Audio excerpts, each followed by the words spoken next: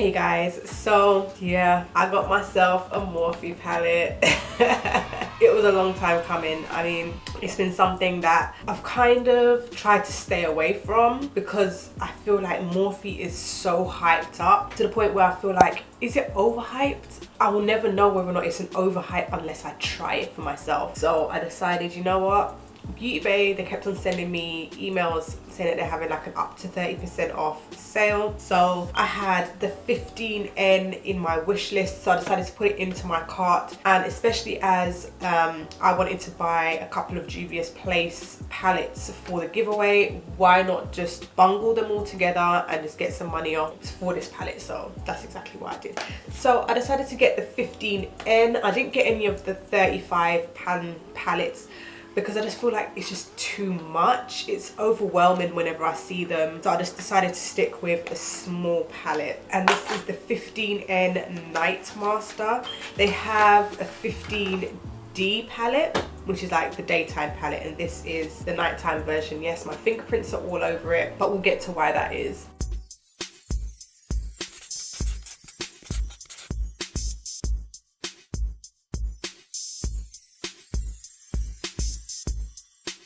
So the palette itself, it's damaged in the corner.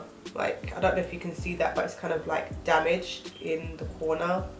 Whenever I get palettes from Beauty Bay, I always have to check them over because there's either damage to the palette itself or to one of the shadows or whatever. But that's a shame, but it's not like life or death, like it's not. But yeah, it's a plastic palette. It's very heavy feeling. It's very sleek because it's black with just the word Morphe in the center, and it has the information of where it was made in the back. And then on the inside, this is the palette itself. It's never been used and it's never been swatched, and it's got a huge mirror at the top, and I think that's what contributes towards its weight, because it's not one of those flimsy, like this is an actual like proper mirror. It's not one of those mirrors that are like they warp when you touch it. Like, this is a proper mirror. So yeah, you probably saw, like, when I first got it, there was so much powder all around the pans, and you can probably see my finger marks where I've like swiped away all the powder from around the pans. And also when it came,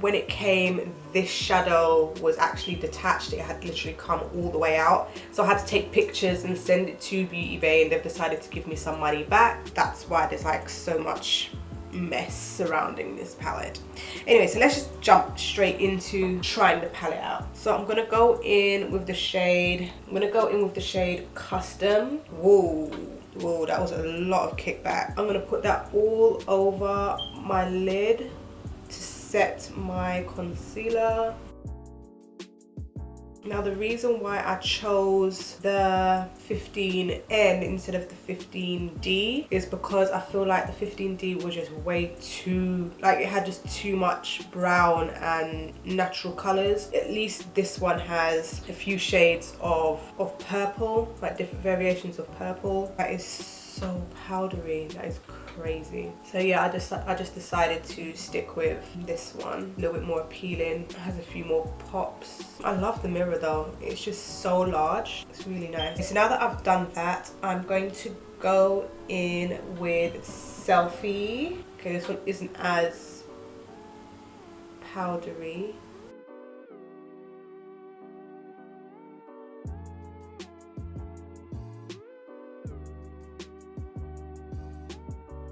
So it's like I focus it on the crease, and then I bring the excess, the residue, up to the brow so that it kind of almost ombres out a little bit. Now I'm going to go in with Va Va Voom. This one has even less fallout. So as I said, this is the first time that I'm trying Morphe makeup. I've tried one of their brushes before this, and it's a really nice brush. So now I'm going to go in with that shade that completely messed me up, like that had fallen out. I'm gonna go in with Creativity just here, and I'm gonna try it on a flat brush. I'm gonna pop that all over the lid.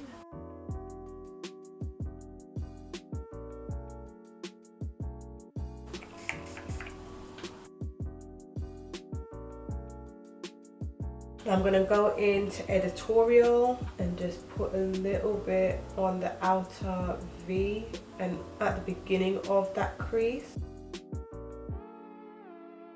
just to add a little bit of depth. And I like that. Okay, so I'm gonna go off camera, do the rest of my makeup, and then I'm gonna come back and do the rest of my eye makeup and tell you what I think about this palette. Okay, so I've gone and I've done the rest of my makeup. So now I'm going to do the lower lash line, and I'm going to use Cliche, seeing as I haven't used any purple so far. How can you not use the purple?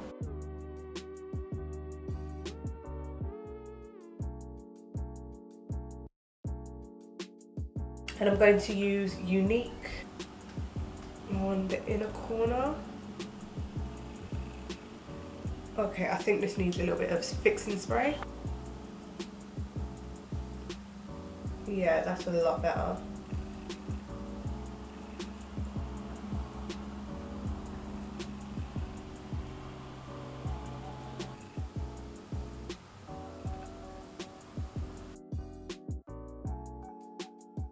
Perfect.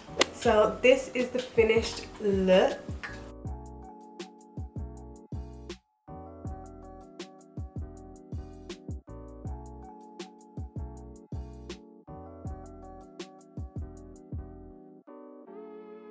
Okay, so my thoughts on the Morphe 15N palette. Okay, so I prefer this aesthetically to the big 35 pan palettes. First of all, I feel like this being the size that it is, it will be perfect for traveling. It's not going to take up too much space in your luggage, and I kind of feel like having this amount of shades, just generally, I can wrap my head around it.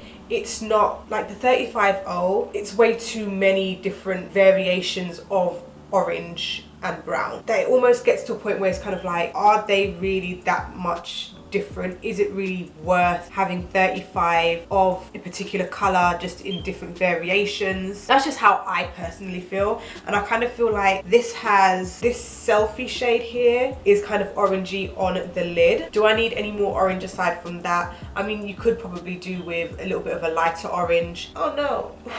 You can probably do with like a lighter orange and you're basically good to go. I feel like if you have this palette and maybe the 35O palette and they're really bright multicolored one, I feel like that's all you would really need from Morphe. I don't feel personally like I would need every single one of their palettes. Like, I don't feel like I need to collect them, and especially as I'm the kind of person who has such an addictive personality. Like, for example, the I Heart Revolution chocolate bar palettes, I feel like I need to get every single one of them. For what? For what? And that could have easily been me with the Morphe palettes, because they just go on and on and on and on. I feel like the shadows themselves, the mattes, they definitely blend really well. I didn't have to do much to blend them out, and I'm actually quite happy with the way that this look turned out. It didn't take me too long to do it, and I could see myself using this palette on a daily basis. Like, I could pull for this and know that I could create a look within a few minutes. I'm not going to be there for the whole,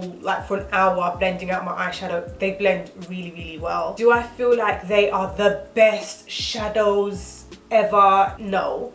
I feel like, you know, I was gonna say it, like Juvias plays, they're like my top. And whenever I try out a new palette, I'm always kind of comparing that palette, like that brand, to Juvia's palettes, and I don't think anything has beaten it so far. But I kind of feel like these blend out really well. It takes little to no effort, and you can create something really nice real quick. So that's something to keep in mind. Also, I kind of feel like there's some shades which are a little bit more powdery than others, like the custom shade, the very lightest one in the very corner there. I found that produced a lot of kick up just on dabbing my brush into the pan. The rest of the mattes that I used didn't really have that much of a problem. I do expect kick up because they are powders at the end of the day, like regardless. With this shade here, Creativity, straight away I just used my fix spray to put that on my lid, simply because when I was picking it up on the brush, I found like not a lot of it was going onto my flat brush.